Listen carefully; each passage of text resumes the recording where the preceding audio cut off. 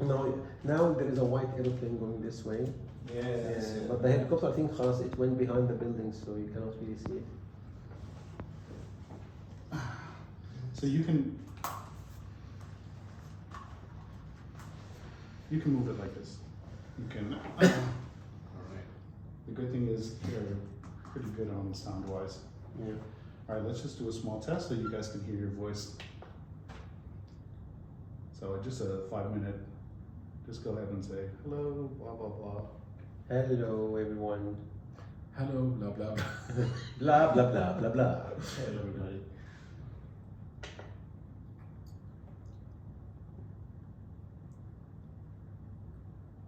What are you doing? No, now it's off. Yeah.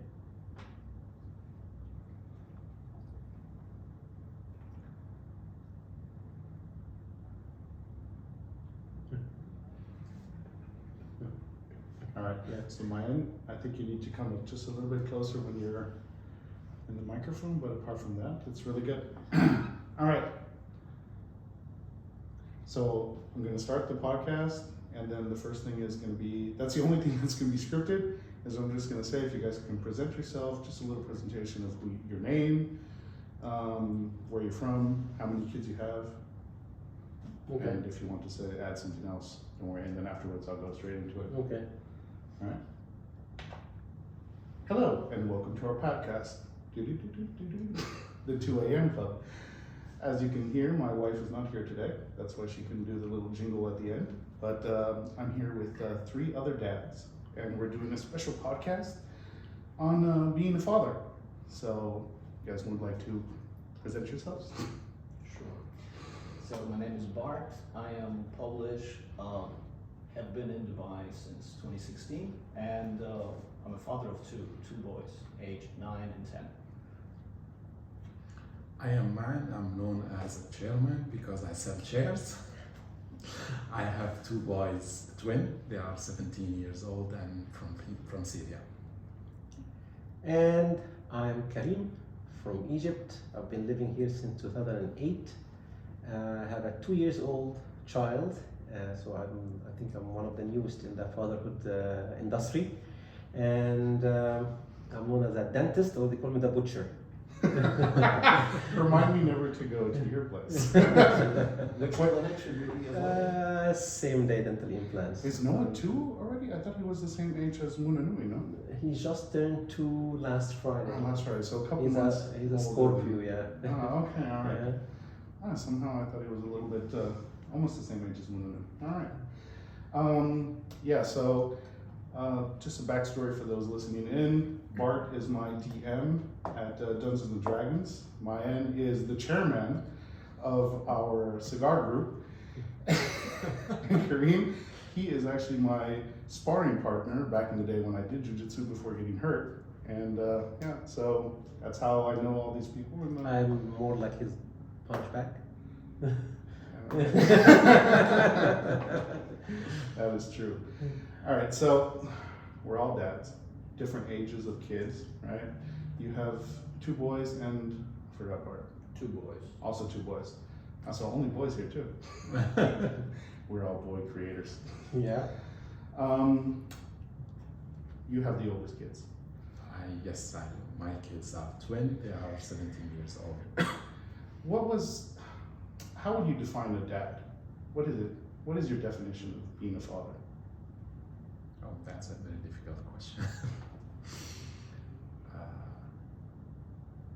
Well, I think a father is a person who dedicate his life to make sure that his children will become a better part of him. Maybe. That's really beautiful. That's beautiful. Yeah, I love it. I mean, I was also thinking I was getting the worst question maybe. No, I mean everyone is going to go through this question because I think we're all from a little bit different generation, and especially with the kids being of a different age, I think it's a very interesting question because we've all been fathers at a different historical point. Not to make you sound really old.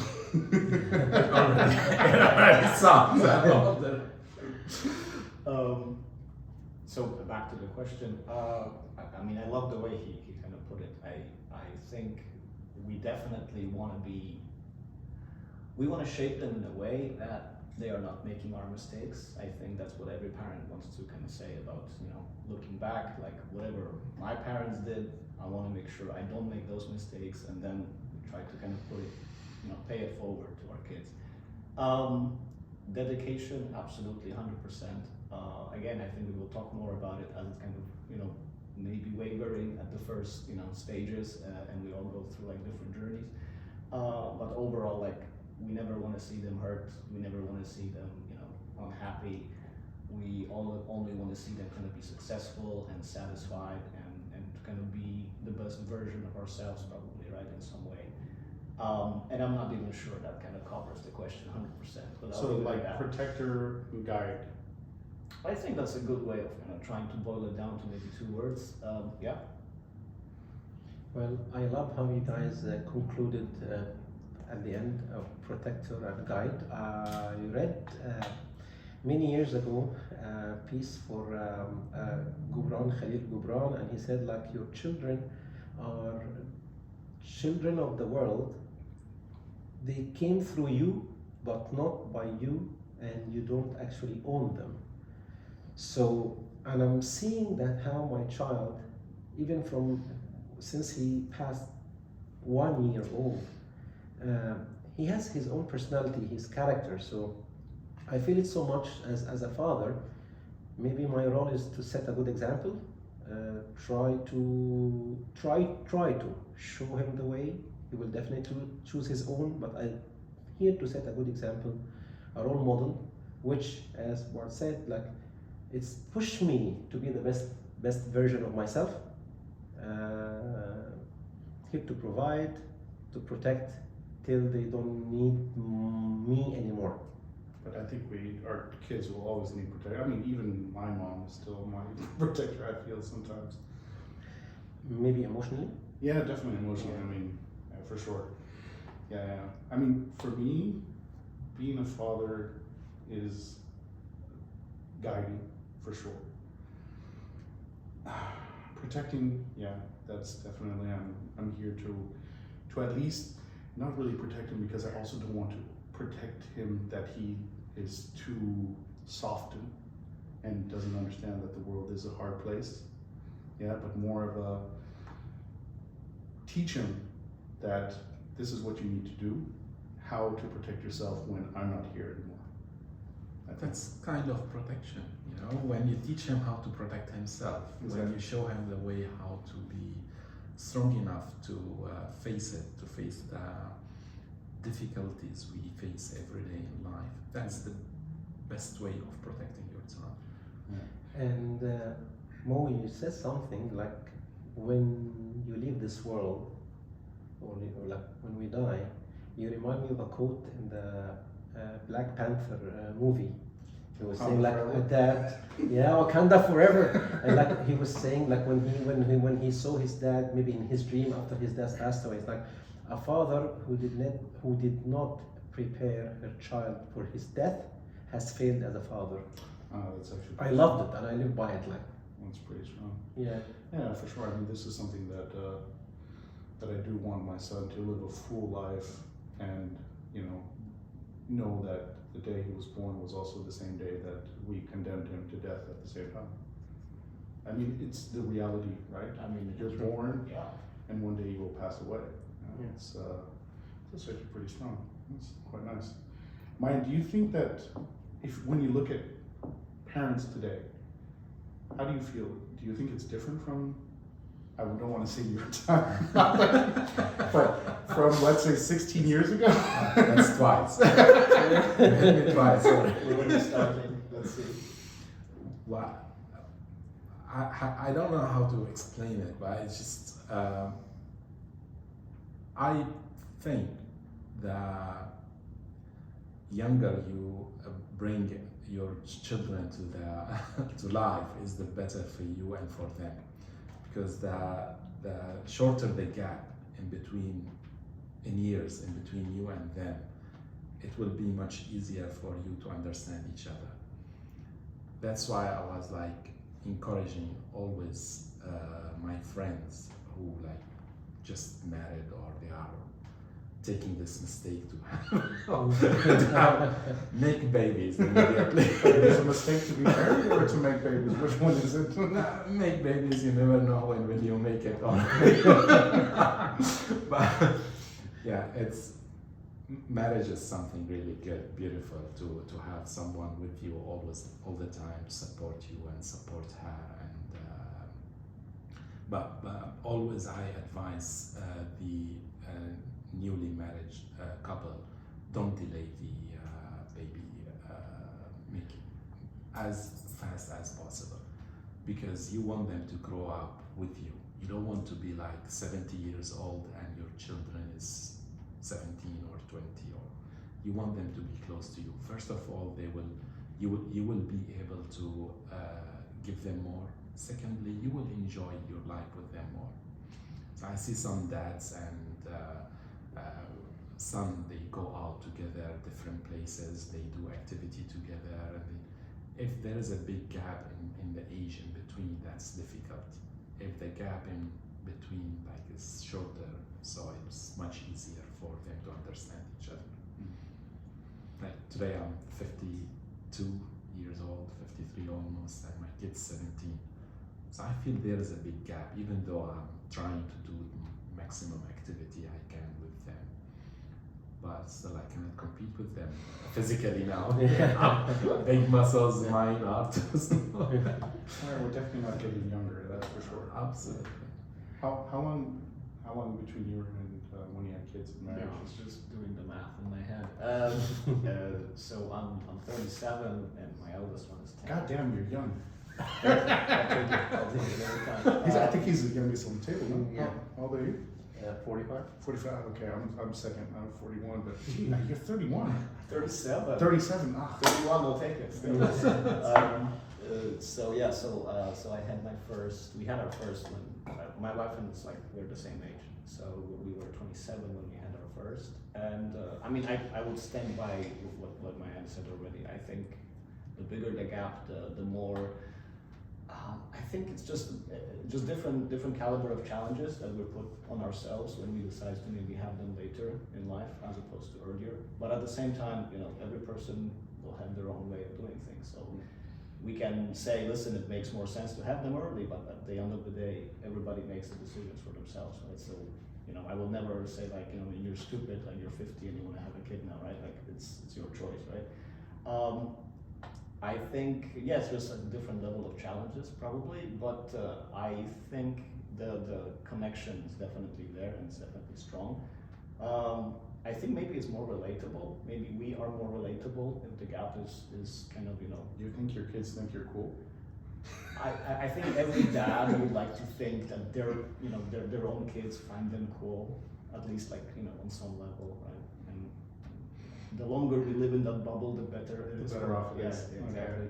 Psychologically, right? Mm-hmm. And then once that's kind of gone, then you know the kids have they moved along, and that's it.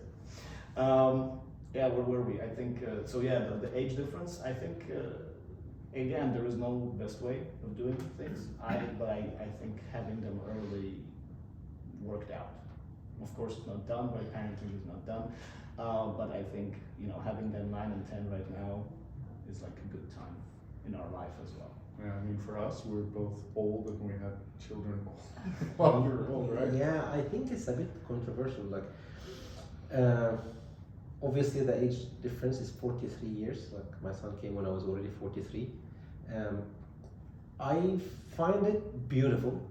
I was done with running, career, chasing, degree, whatever. So I actually enjoyed every moment of him growing. Meanwhile, I remember back in the time when many of my friends got their babies when they were like 20 plus. They were sometimes they look at having a baby at that time as a kind of an obstacle, or they had to completely detach to just focus on their careers. So that's what I used to hear. So at the moment, if that was my destiny, I have no regrets. But as Man said, like I don't know in maybe maybe 15, 20 years from now, if I'm 60, 65, and my son is just like turning 20 something, how it will look like. That's why you do jujitsu, so you can still kick his ass. That's why, like, I run, I do triathlons, I kill myself, and I keep telling my wife, actually, the moment that child was born, I take it as a motivation. I gained some weight, like tremendously gained some weight, which is not typically me. And she saw that in the last 3-4 months before she delivered, I was like a machine, and I lost so much weight, and I was so fit. She was telling, like, why are you doing that? I said, because you're giving birth. She's like, but he's not gonna remember or see you. But like, I told her, there will be pictures, there will be videos, and he didn't choose that I bring him to life when I'm 43. I chose that. I need to be good enough for him. So I took it, I take the whole overall experience of having a child at that age as a kind of motivating, challenging experience. I'm enjoying it. I believe that he like pumps young blood in me. Like when I play with him, when we laugh, when we smile. So my wife, which is significantly younger than me, she's 15 years younger than me. She's telling me, I don't know who is that child, you or him. So like I'm enjoying it. I think that's wise general. I was just gonna say, my wife thinks exactly the same before I had a child. So it's a little different. No, I mean, for me and my wife, we never wanted to have kids for a very long time. It was never, we travel, we move countries every 3-4 years. We enjoyed our life without a child, and we never said a definite no, but we never proactively chose to have a kid. We said, in case it happened by accident, we'll keep it. But if not, we're totally fine without having a kid. And then afterwards, 2 years ago, we started talking about it. And at that point, if you're going to talk about having a child, then you just do it. And I'm really one of those guys that just jump 2 feet in, and I don't think about the consequences until later on.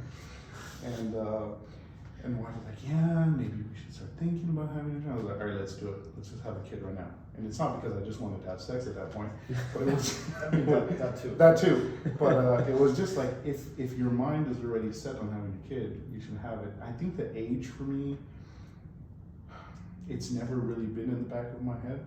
Same here. And I never thought about it that way.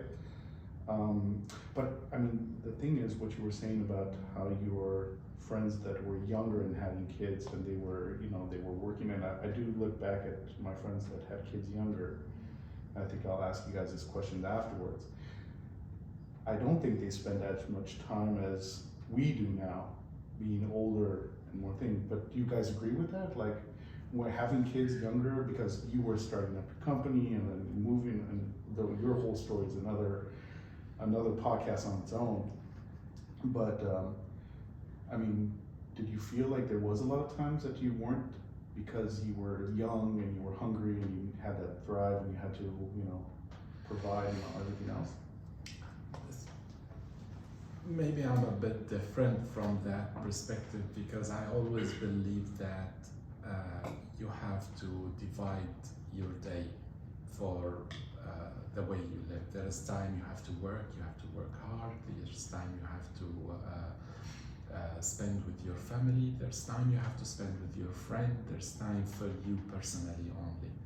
No one else is allowed to come into that. So I always try. I can't say that I'm perfect and I'm doing that balance all the time, but I always try to make that balance.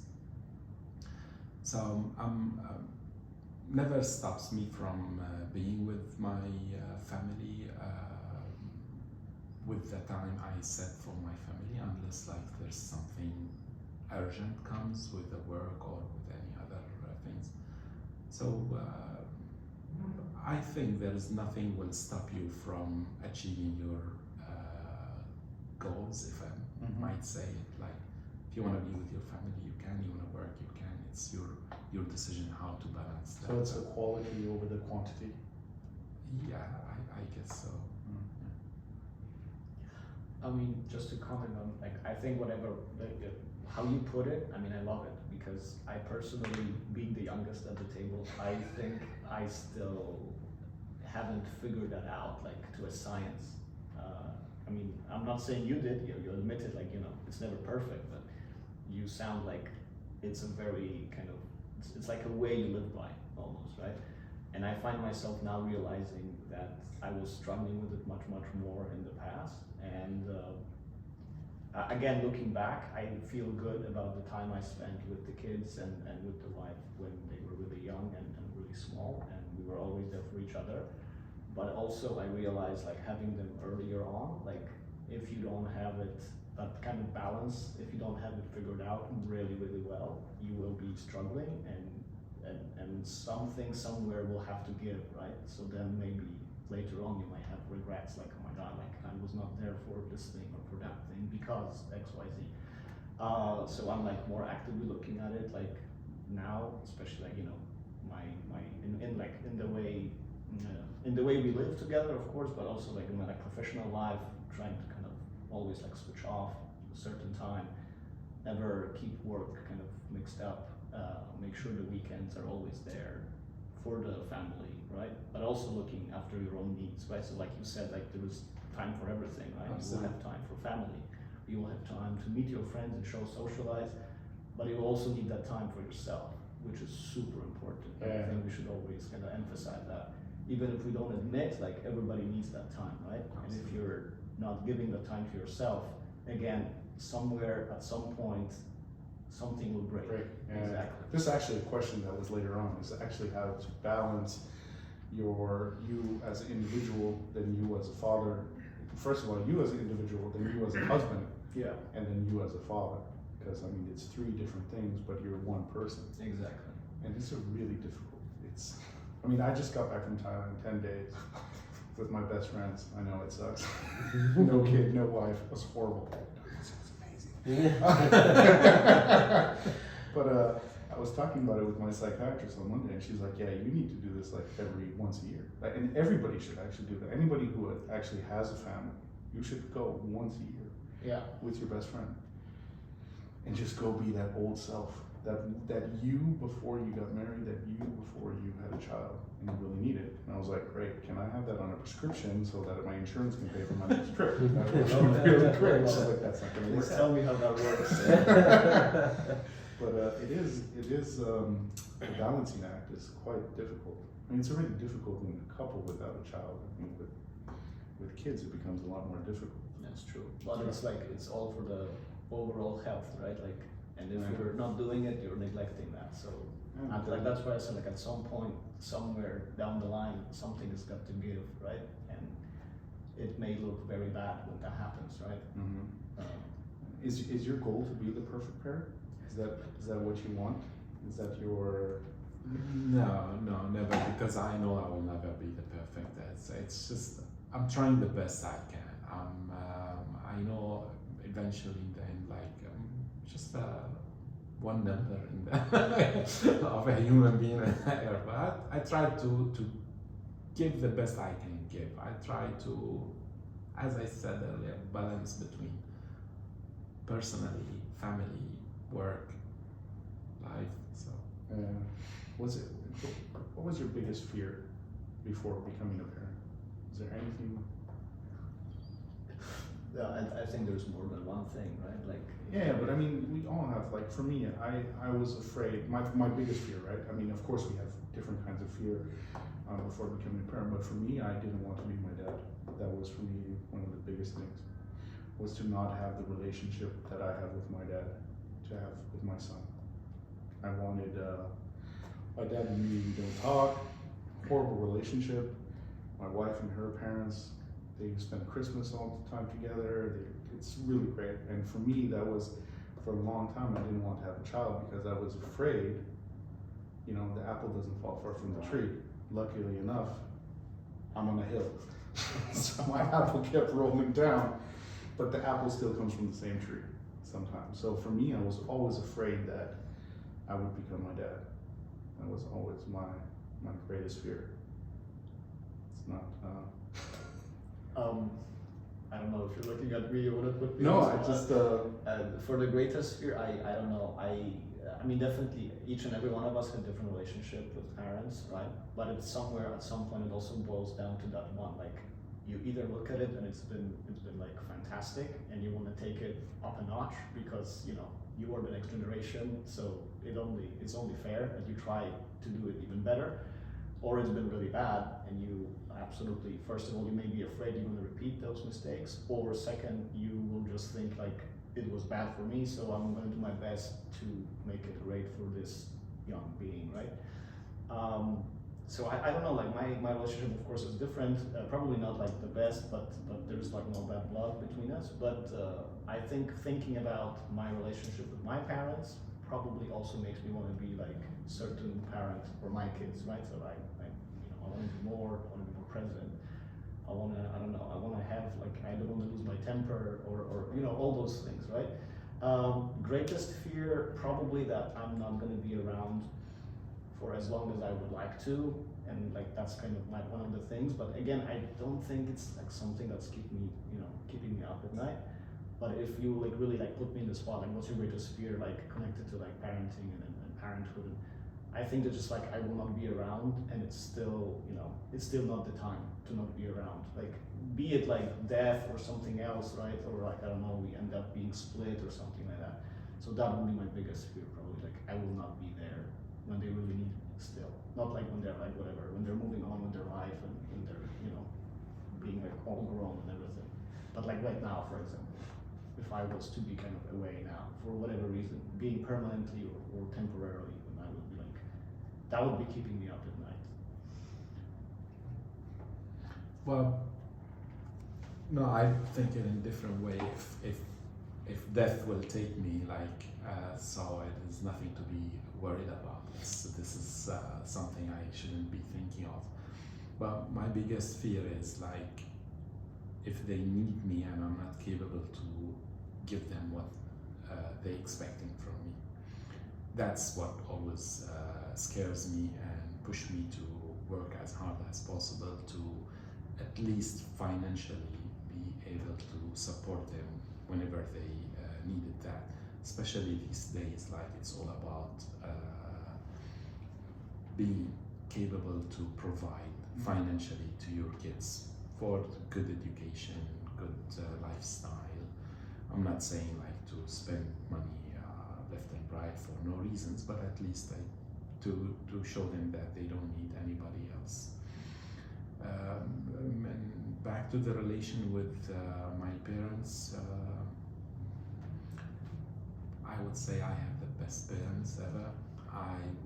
My father is my idol. If I achieve like probably 20% of what he has achieved, I will feel that I'm the best person on earth. And we had a discussion actually when we were smoking cigars one night, and we had a discussion about your dad, and I know how much you look up to him and how much you really love him. I know how great of a dad he is. Yeah, that was, and I know you're also a very good dad.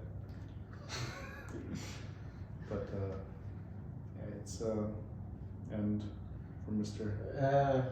For the butcher. For the butcher. Well, for me, I remember the question said like what fears you had even before you become a father. Like before, I'm a kind of like you. I don't really think a lot, and when I go for something, I just jump hands and feet and Great for dentist. all in. But I can say that before I didn't think of anything. I was the type that I never fancied having children, although I was not against it. I was just living my life so present in every stage, and even the way how we have a child, we were married, it was only 2 years. It was 2021, we both had COVID. That's why we were bored at home. That's the time. My wife got the COVID. That's the literal meaning of COVID, baby. So my wife got the COVID. Everyone told me, man, find yourself a hotel, otherwise you get infected. I'm not leaving a man behind.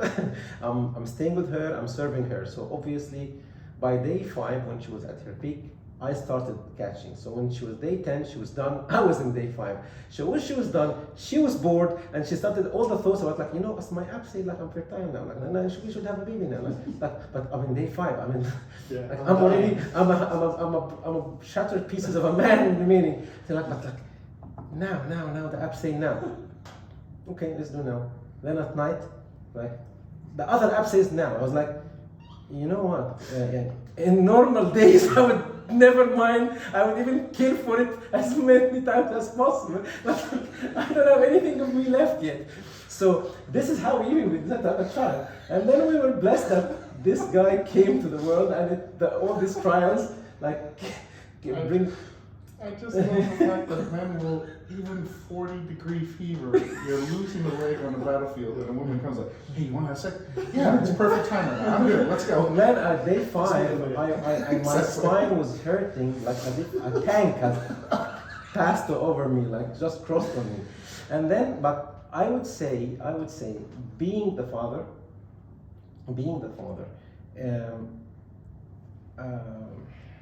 the fear is like I don't give them experiences. That's because I came as an Egyptian. I love my country, I love my family, but the way I grew, I had a very limited vision of the world. I didn't have the chances to experience a lot of things in life, and I was cherishing living here. That it's a very cosmopolitan. Every nationality I meet, they have like different culture, different sports. That's why I quote myself as the passerby. I feel like I'm like every day I'm catching something, and I feel that's the biggest treasure I can give to my child. He can get experiences.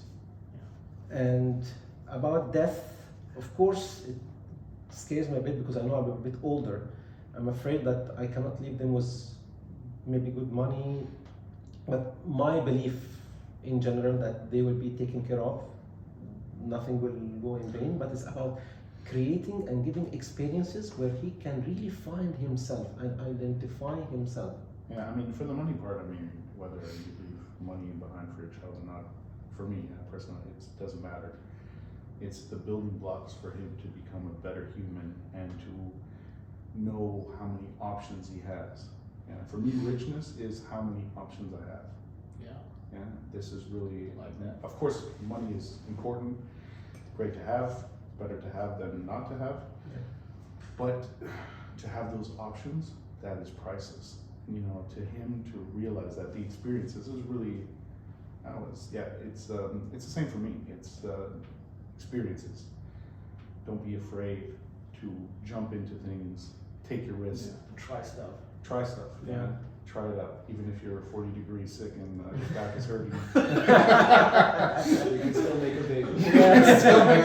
You don't have to move much, but you get a participation medal at that point. Yeah, man. Like, and yes, experiences. Like, I feel I'm so curious since I came here. Like, actually living here and seeing the tons or magnitude of chances we can live and learn from. This is what I want my child to have. He will have his own identity. He will find. I want him to grow to understand that having a hobby and doing sports, this is one thing he will grow old with. Yeah. And this is something he can even make money out of one day. It will be his best friend one day. Like, I adore when like you just like, for example, go to your man cave and then you draw or you play your music. You don't have a man cave anymore. It was transformed into a baby room, right? Yes, my wife treated my man cave as my second wife. Like, she was so jealous because I go inside and I find myself like, then where am I in this equation? So 1 year before my child needs his own room, she made sure like to convert it into the child room. Then I cannot have my man cave anymore. Yes. Yeah. And all your stuff is given to charity. In boxes in the closet, like. Oh, you're lucky then. I just look at them. I was like, It took me almost 40 years to have this study room of mine, and then in no time, like, it's taken away from me. It can come back still. You still haven't lost it. It's there in boxes. Yeah. I'm just looking at him, looking at his boxes sitting on the floor, going like, maybe if I didn't have a fever that night, maybe it would have been a little bit Yeah, different. man. But to be honest, this little man, like, just opening the door, coming from work, and now as he's growing older and he runs at you with, he can even fall because he's like, he's not thinking, he's just running, opening his arms and smiling. That's worth the That's world. heaven. That's heaven. Yeah, Yes, thank you. 100%. Is there Yeah, any yeah. regrets? Do you guys have any regrets? I mean, we're not that far down the road as you guys. So. It's too late for regrets. I mean, it's such a heavy word, right? I probably know. There are definitely things that, always like, whatever, hindsight is 20/20, right? So we always like, oh my God, we should have done that one. So probably no regrets. Probably there were some mistakes that happened, and we will be working on making sure they are kind of addressed, and we're going through some of them maybe. No, I don't think so. I think it was the right choice. I think it was a good call.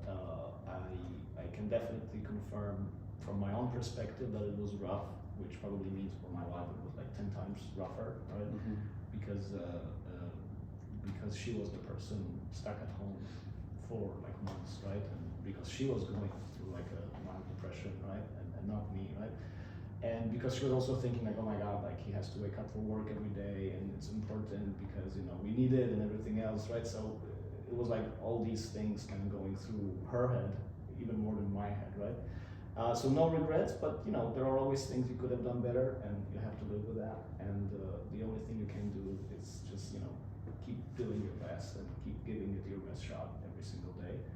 But yeah, like what you guys were saying about like just being like welcome at home, that's still there. Like my kids are big, but it's still a big deal. They don't see me for like most of the day. We have like all mornings together because we wake up at the same time.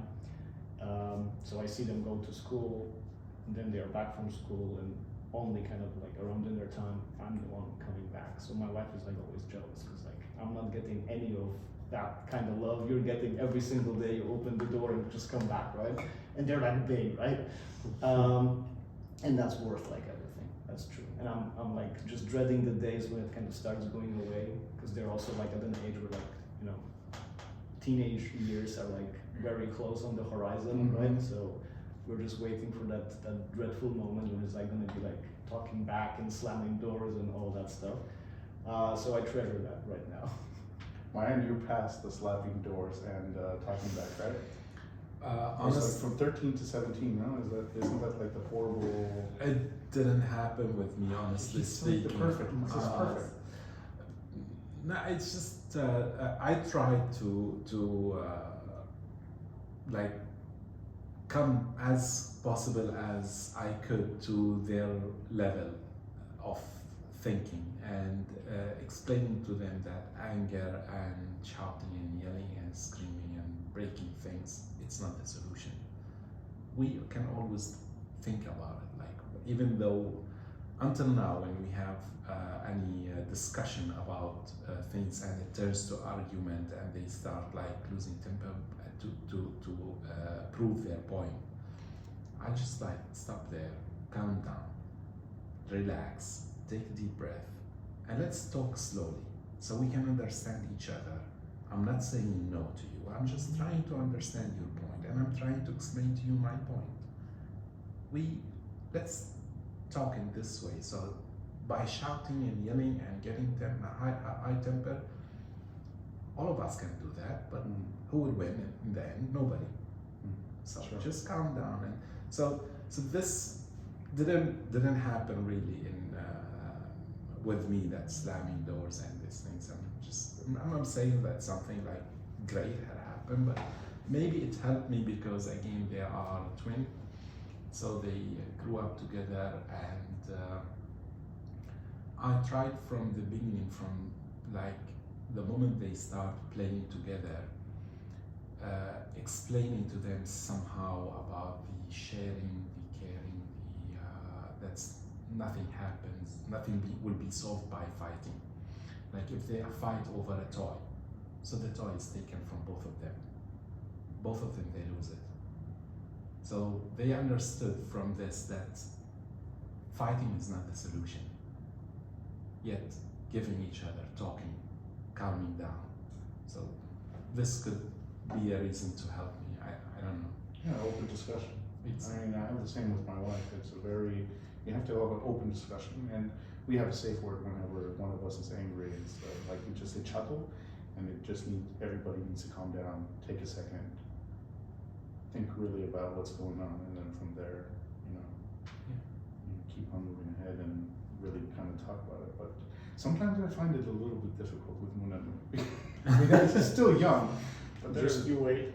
you know, it's sometimes it's a little bit difficult to really, even as an adult, you just sit there and you're like, can you not understand what the fuck I'm trying to tell you right now, right? And it's I do find it a little bit difficult.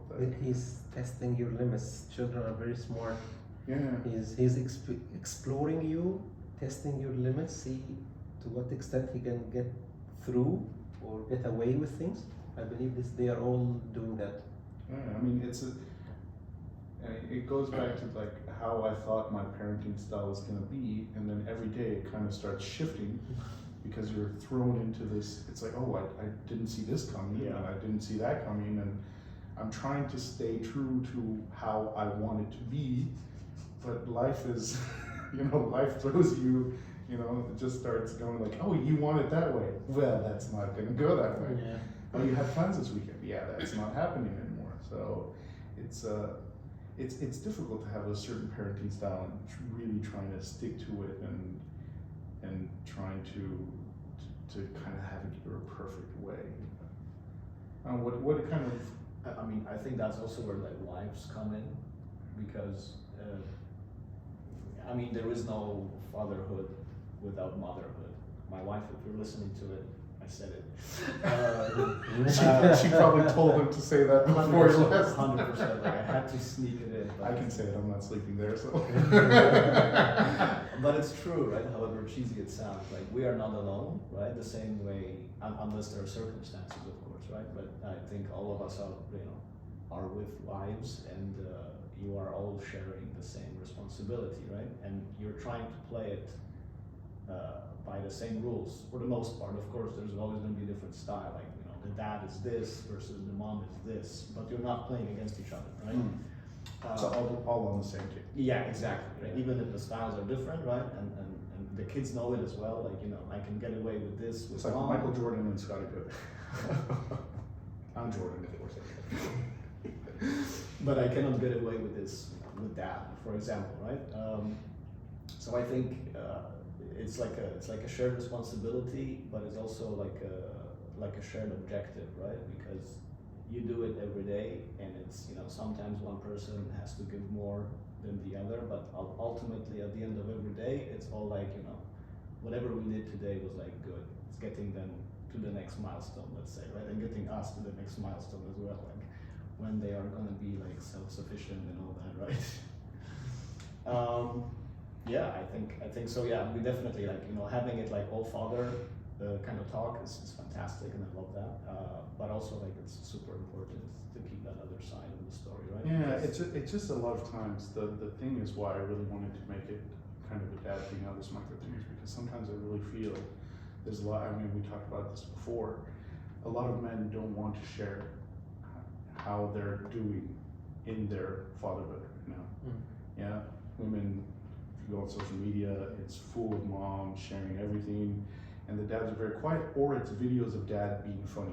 It really is. Yeah, it's like the dad is throwing the kid like a football, and you know that's kind of how it is. But there is no honest, deep conversation of how you know how you doing, how tough it is really tough. You know, it's not easy to balance your manhood, as they would put it, you know, and being able to share your deep thoughts and feelings with other men, because you know you're ashamed, or you know you don't feel confident enough to cry in front of another man because you're like, oh, maybe he's gonna think that I'm weak or whatever.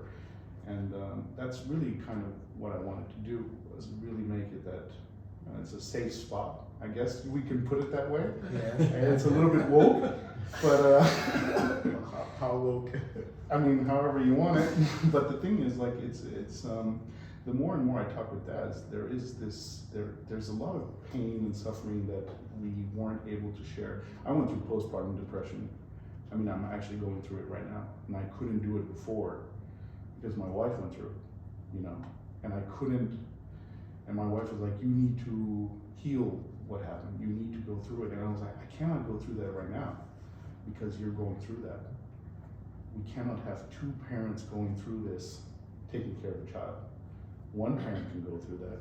The other one needs to stay strong, and I'll deal with it later." Yeah, I mean, that's personally how I feel about that.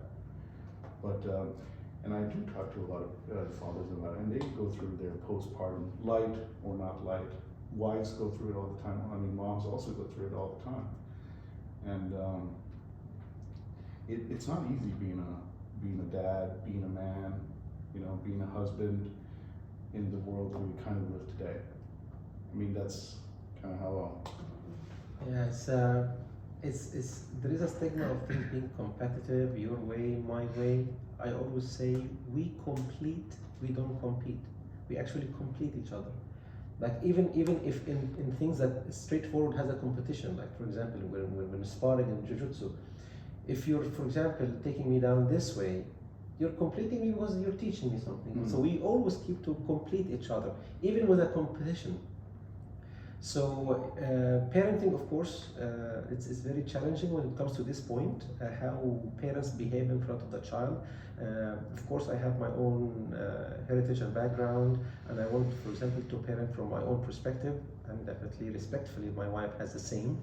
And it's how we behave and how we handle it in front of the child, how we can have an understanding to deliver the best for them, because this is our goal at the end. Unfortunately, sometimes become like my way, but this is wrong. There is no right and wrong, I would say. And we forget that each child is unique. Mm. So there is no rule. We have to have resiliency. Not everything, for example, the grandparents have passed to us as parents should be right. Not everything we read in books. I see my child as very unique, and I don't need to impose or force on him the way I've been raised, or the way my wife's philosophy, or my own philosophy. And that's what I always call for, resiliency. If we're doing something but he's resisting, it's this challenge between providing what's right or showing him the way, but at the same time not overwriting his personality that he has one already. Yeah, I mean, the thing is, I get it. You kind of want to guide him, but you don't want to write his whole book. Thank you. You want to give him, here's the paper, here's the book, this is how you build it, here's the pen, and now you write your own story. I don't want to write your story for yourself, for you, right? I mean, Sure. he's got to live his life. Because I live mine, and I can't tell him how to live his life. I can show him how I lived it, and I can give my own, my own, what do you call them? Your own perspective or your own spin Exactly. on it, but Yeah. it's going to be, yeah. But at the end, he is going to do his own thing. And yes, we're all individuals, and when you're talking interracial marriage, the same like mine, it's two totally different cultures and dynamics that are clashing together. And then you're trying to raise your child with this whole thing abroad on Yes. top of it, and it becomes even more difficult. There's more layers to it. It's a 100%. And actually, the way I see this interracial marriages, I feel it should be like obligatory.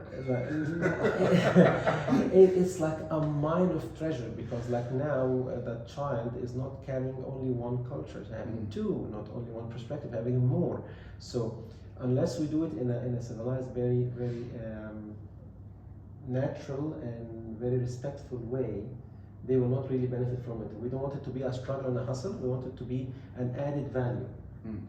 This is how I see. And the one thing I want to really comment on parenting or parenthood, it is the most magnificent and beautiful Absolutely. experience in this life. And difficult.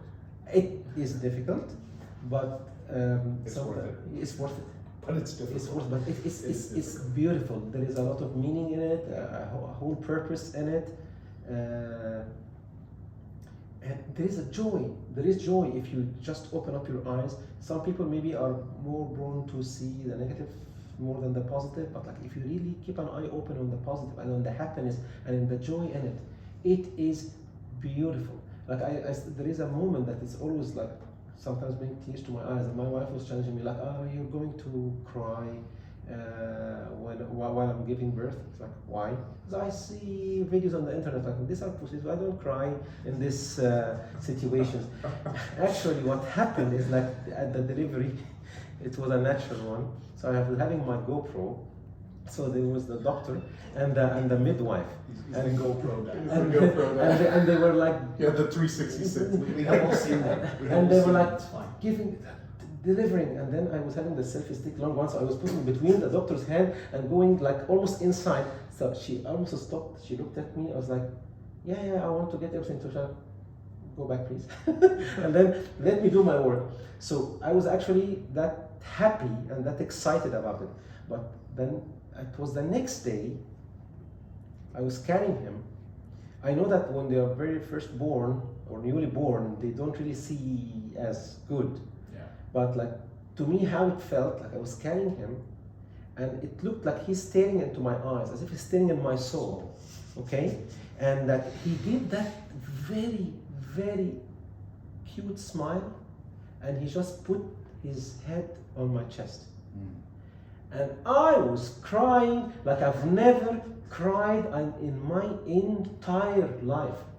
And then my wife said, "So you cried?" Like, not at delivery, but like this moment, maybe this is the moment that really God put the mercy in your heart towards this thing.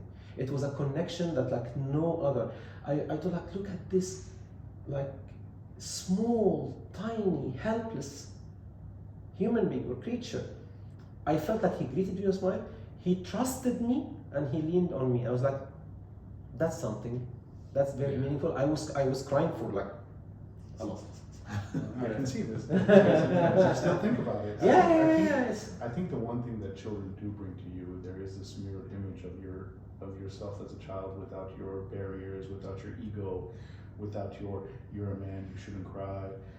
All of that stuff and I think this is that moment where you were not a man anymore. You were just a human at that point. Yeah. That's a beautiful. You're just a human. At the end of the day, we forget we're just humans trying to do our best. Yeah. And that's all what it's about. And trying to do our best to make another human do his best. Yeah? And without the walls, without anything, and it's just the pureness of the humanity, and you're just holding that child, and you're just like, yeah, They bring a lot of beautiful meanings to your life, like honesty, trust, curiosity, enthusiasm, love, unconditional love. Like, I don't know. I mean, this guy, he got 2 of them at the same time in his arms. That must have been. Well, my story a little bit different than Karim's story. It's actually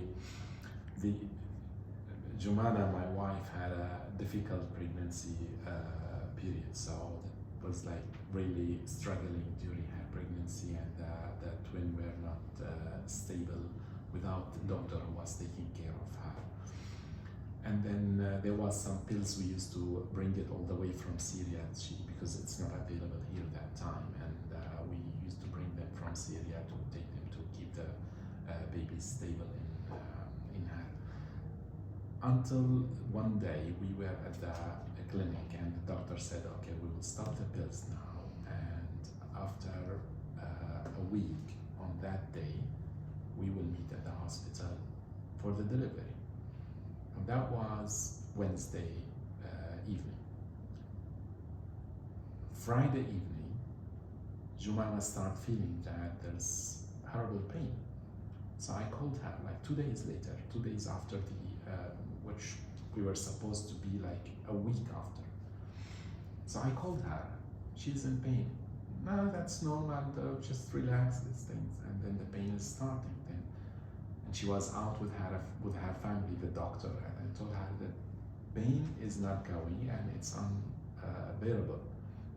She said, okay, bring her to me to the clinic. So I drove from Karama, where we were at my in-law house, all the way to Deira, to Maktoum Street, where the clinic is of the doctor. And she said, oh my God, she's about to have the baby now, so take her to Latifa Hospital. I don't know, what do you mean Latifa Hospital? She said, well, this is the only one who will accept emergency. What about her booking with you? You're the one who will deliver. No, Latifa Hospital, they will not allow me to deliver there because no one on earth will touch my wife but you. You know her condition from day one until now, so you are no way, don't even think of it. Man, I don't have booking. I told her, I don't care. You will be the one who will deliver her. So she started like calling the hospital that she deals with. It took her a couple of hours. She booked a room and booked a bed and booked it. She brought a doctor, baby's doctor and everything. And we were going together, and I was supposed to be with her in the delivery room. Then the doctor, before she goes inside, she looked at me and she saw my color has changed and I'm about like to faint. She said, I want to take care of her, not you, inside the delivery room. Get the fuck out. No, I want to be, she said, no way you will not be inside with me. Go on, I want to take care of her, not you. So yeah, and the first few months, honestly speaking, I was not that parent feeling yet, because what I was thinking, look at my wife and what happened to her because of the babies. So because of the baby, she was like 8 months, not 9, 8 months in difficulty with her pregnancy. She had to lay down in bed many weeks, just doing nothing.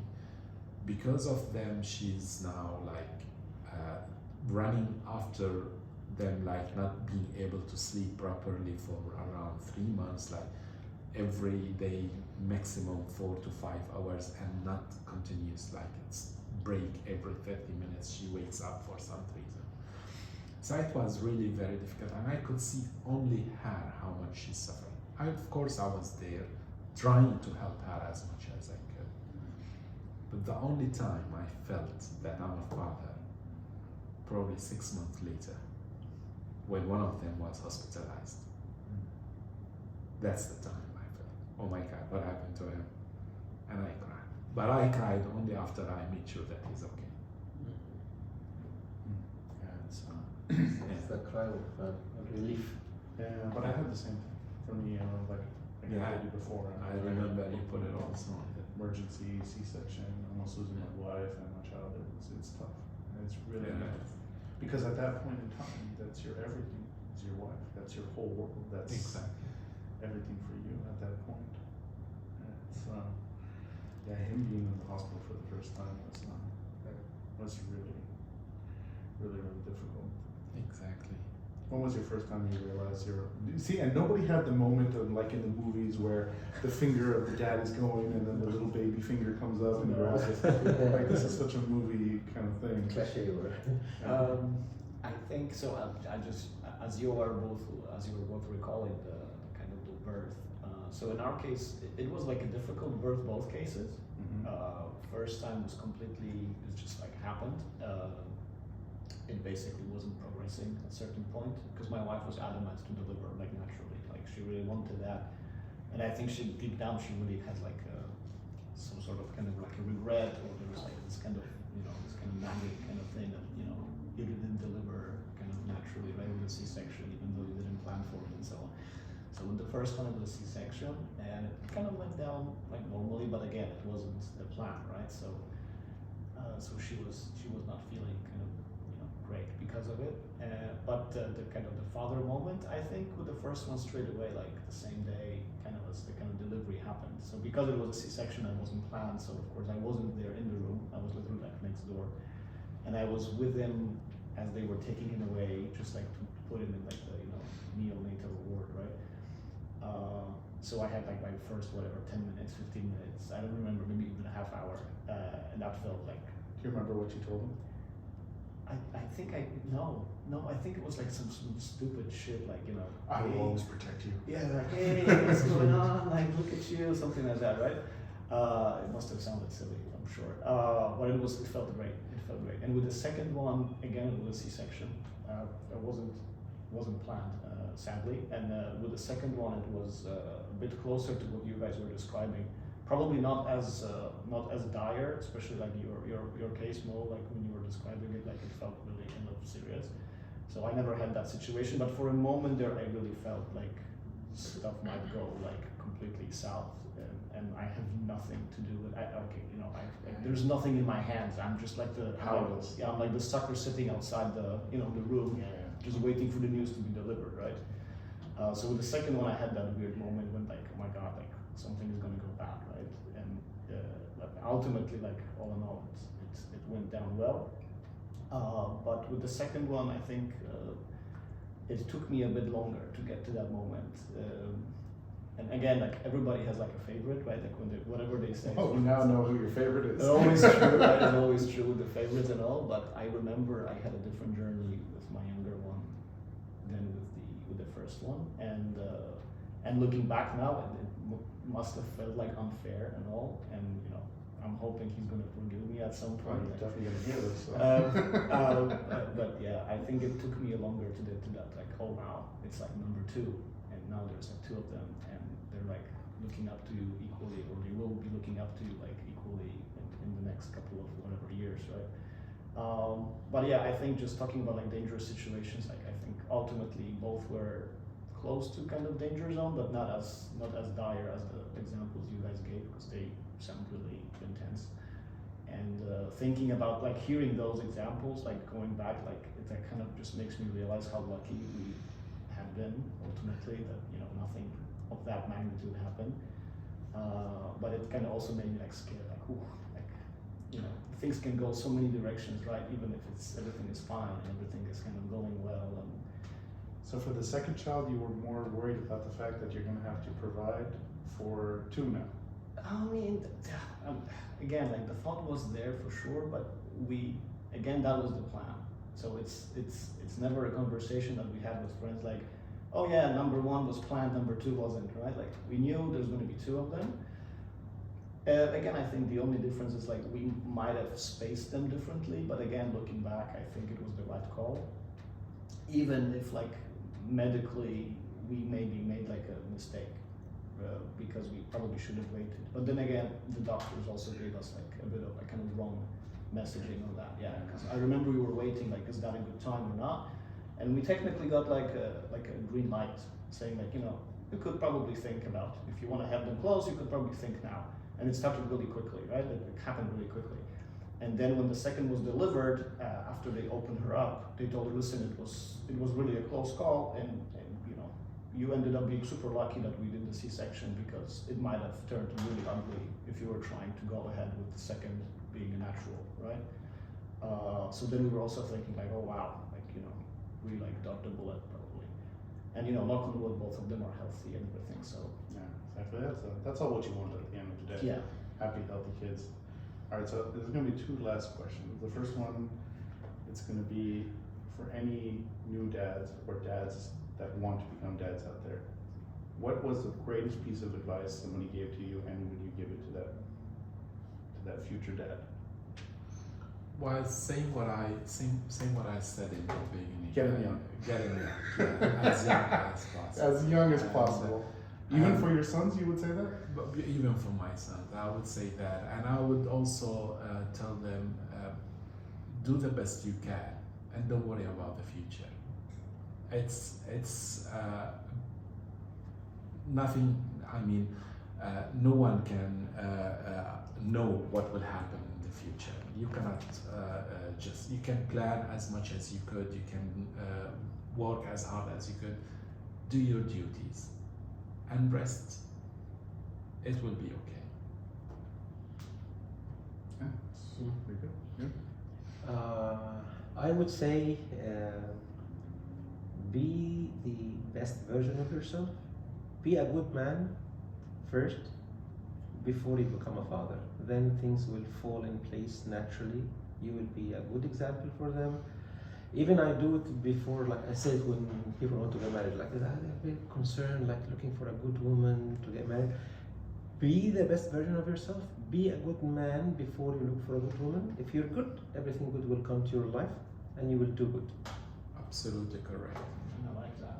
Yeah, I feel maybe when I live my life and I work on myself, I've been through coaching, I work on myself really hard, and I even some of my homies, my brother used to say like, we can sense that you have changed, you've like grown more mature, and like, you worked on yourself. I feel this is helping me to become a good father. So if everyone just work on themselves, become good. Nobody ever told me I became more mature. They don't see that hidden part. They don't know what's happening behind the scenes. If any of the wives are listening to it, they're like just like, No way, no. I mean, I love like how Matt put it, but I also love like the way Kareem put it. I think getting your house in order, right, before you kind of take the next step, sounds like a great thing to do. Again, I'm not sure I actually went through that, to be honest. Now looking back, I think I will repeat like a phrase that I keep hearing from my office manager, the person who runs the whole company. Somebody wants a raise. Yeah. he's a fantastic guy, and his famous line is don't take yourself too seriously. I think, and we kind of put a lot of boundaries, right? We put the bar super high, right? And sometimes it just goes down to like, listen, like, you will make mistakes. You will, stuff will happen. That some of it is in your hands, some of it is not in your hands, right? But I think ultimately, at the end of the day, if you're being kind to yourself as you're kind of going through that, that's super important. It's going to give you much more than like killing yourself over all the things you did wrong, and now it's just nagging at you, just eating you alive, right?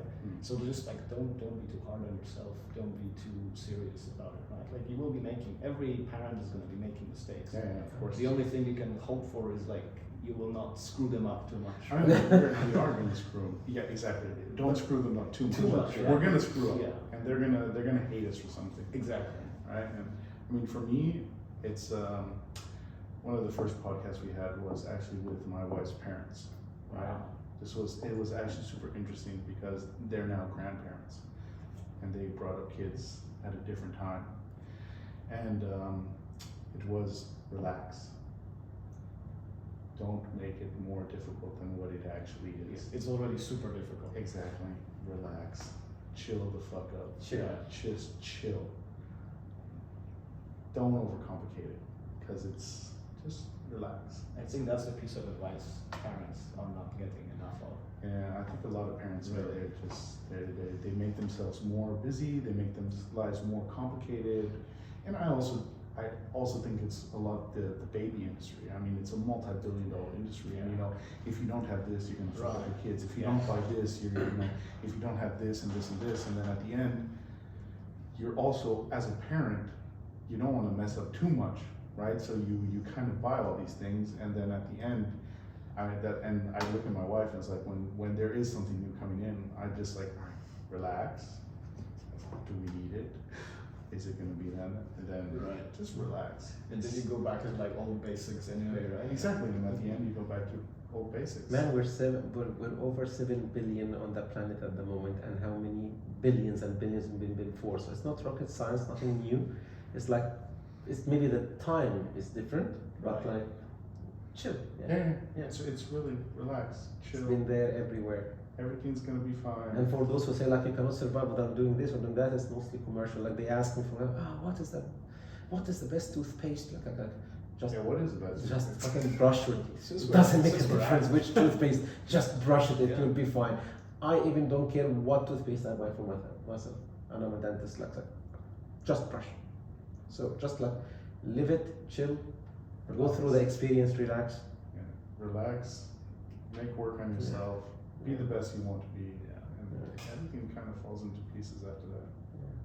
guys, thank you so much for being on this little podcast. Is it over? Yeah. I hope you guys enjoyed it. Very much. Very much. Thank you. Yeah. My wife called me like 3 times, so. You can tell her it's my fault. Don't worry. Guys, thank you again, and have a good one.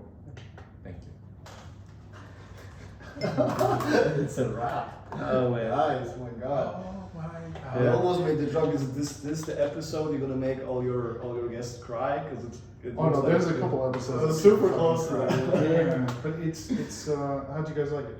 Very much. Very good. No, That's the first time for me. You know, I want to do a podcast about it. It's the first time for me to be on a podcast. Yeah, and but I told you love- already before. how- I love the experience so much. You Very gotta start much. your own.